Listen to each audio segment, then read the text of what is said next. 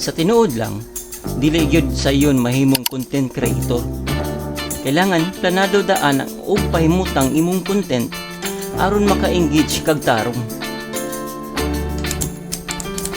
Naay uban gasulti sayon ra daw mahimong content creator.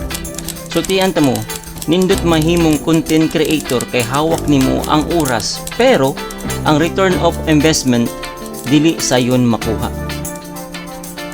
Abi ninyo, lisod kaayo maghunaw-na og content. Kailangan naagid kay ma-upload regularly para imong engagement musaka ug ma-monetize sad ka. Kung unsa man imong nasugdan, padayon. Ayaw og surrender kay dili nimo mahibaw-an kung imong i-limit nimo imong kaugalingon.